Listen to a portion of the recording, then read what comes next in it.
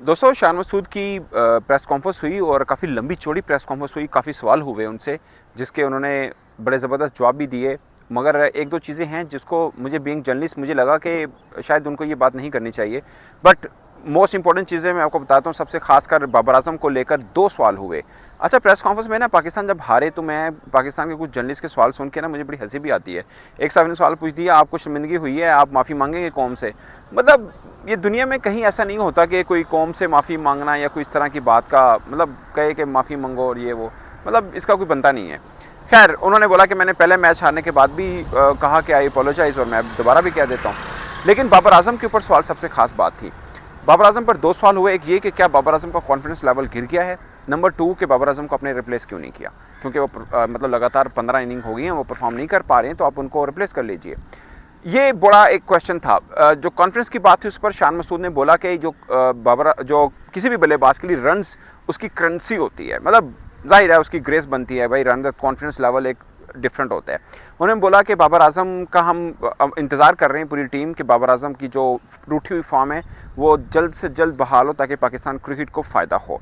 और ये बात उन्होंने बोला कि जाहिर है कि जब आप रन नहीं कर रहे होते तो आपकी सोच के ऊपर इसका असर ज़रूर होता है। इनडायरेक्ट वो ये कहना चाह रहे हैं कि अगर आपको ये फील हो रहा है कि उनका कॉन्फिडेंस लेवल थोड़ा लो हुआ है, तो ऑफकोर्स जब रन नहीं होता किसी भी बल्लेबाज से तो वो लेवल थोड़ा लो हो ही जाता है। वो मतलब उन्होंने ढके छुपे लफ्ज़ों में ये बात की।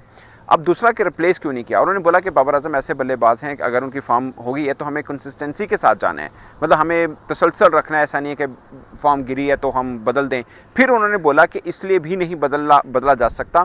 ये जो आप बोला ये बड़ी खास बात है। उन्होंने बोला कि पाकिस्तान के अंदर 4 डे का कोई डोमेस्टिक इवेंट नहीं चल रहा है यहाँ पे जहाँ पे हमें लगे कि हम किसी बल्लेबाज, अब उन्होंने किसी को बोला, सवाल बाबर का ही था, मतलब अब बाबर आजम से ही ले लीजिए। उन्होंने बोला कि अगर फ़र्ज़ किया मतलब नाम बाबर आजम का उन्होंने नहीं बोला, बट क्वेश्चन बाबर का हुआ। उन्होंने बोला कि हम अगर किसी को रिप्लेस करना चाहें तो हमारे पास रिप्लेसमेंट क्या है, हमें पता हो कि ये सीज़न चल रहा है, इसके अंदर फ़लाँ बल्लेबाज अच्छी बैटिंग कर रहा है, तो फिर हम एक को बिठा दें और उस बल्लेबाज को लेकर टीम में डाल दें। मतलब ये कहना चाह रहे हैं कि अगर कोई सीज़न चल रहा होता, मतलब डोमेस्टिक सर्कल चल रहा होता और कोई अच्छा बल्लेबाज जो बाबर आजम की पोजीशन पर खेल सकता होता तो फिर हम सोच लेते कि बाबर आजम को बिठा दें, बट कोई हमें सामने ही नहीं है तो फिर बाबर आजम को क्यों बिठाना।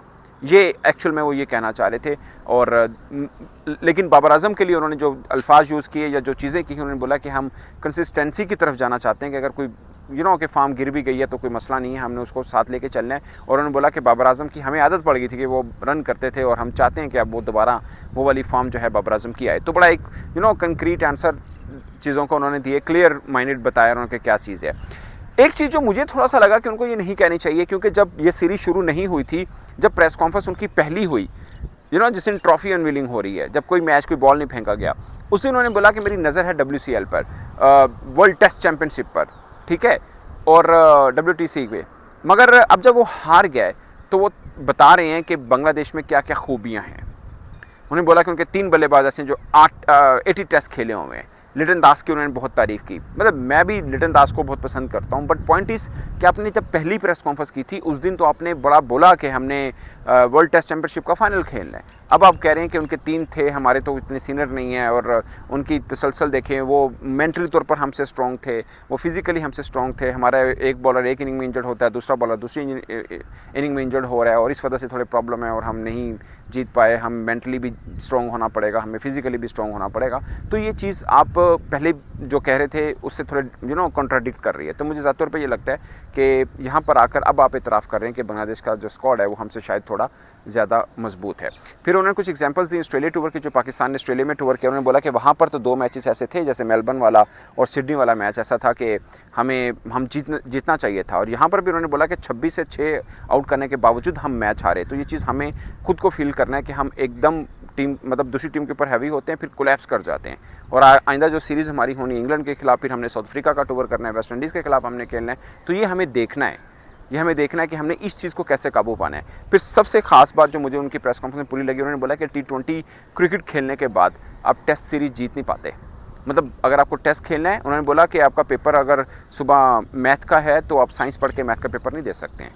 आप खेल T20 क्रिकेट रहे हैं और आपको जीतना टेस्ट है, ये कैसे पॉसिबल हो सकता है। तो बीइंग कप्तान वो थोड़ा सा अंदर से अपना दुख भी एक तरह से बता रहे हैं कि सबके सब तो हैं, वो लीग्स खेलने वाले हैं, सब T20 क्रिकेट को पसंद करते हैं मगर डोमेस्टिक नहीं खेलते। मिसाल के तौर पर आप बड़े बड़े पाकिस्तान के क्रिकेटर्स मान लीजिए, नसीम शाह, शहीन अफरीदी, बाबर आजम, अगेन शान मसूद तो खैर इंग्लैंड में काफ़ी लंबे सर्कल से खेल रहे हैं, बाकी जितने भी क्रिकेटर हैं ये लंबे अरसे से पाकिस्तान टीम के साथ तो जुड़े हुए हैं, मगर डोमेस्टिक में 4 डे क्रिकेट नहीं खेल रहे हैं।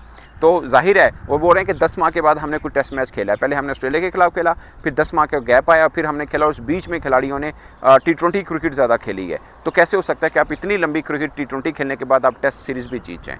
तो कुछ अपने दुखड़े भी उन्होंने बयान किए, कुछ खिलाड़ियों की उन्होंने हौसला अफजाई भी की बिंग कैप्टन, और फिर उन्होंने बोला कि उनसे कप्तानी का हुआ कि कप्तानी छाड़ दोगे तो क्योंकि सब तो पहला सवाल थे होना सी, मैं सोच रहा था कि ऐसा होगा।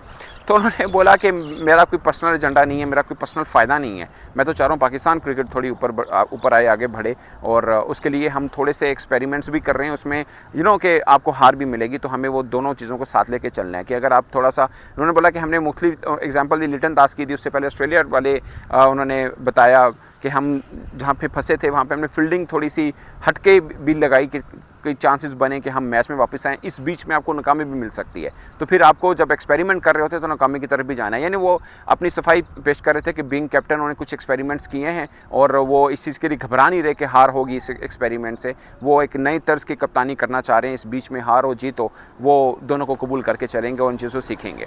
तो ये थी दोस्तों शान मसूद की प्रेस कॉन्फ्रेंस, और ख़ास मुझे पॉइंट उनके 2 लगे, एक बाबर आजम वाला कि रिप्लेसमेंट क्यों नहीं की, दूसरा उन्होंने बोला कि T20 क्रिकेट खेल के हम टेस्ट नहीं जीत सकते हैं, और अब हमें पूरी सब क्रिकेटर्स को और क्रिकेट बोर्ड को अब ये सोचना है कि अगर आपको टेस्ट के लिए आगे बढ़ना है ना, तो फिर टेस्ट के ऊपर सबको काम करना पड़ेगा। ये सच बात है, ये नहीं अब टेस्ट सीरीज़ ख़त्म फिर वाइट बॉल की तरफ चले जाएं, आप वनडे T20 खेलें और टेस्ट फिर भूल जाएं। तो ऐसा ना हो, सबको टेस्ट भी खेलना पड़ेगा और डोमेस्टिक में खेलना पड़ेगा, ताकि आपको आदत रहे टेस्ट की, सबसे बढ़ के फिजिकल और मेंटल फिटनेस की।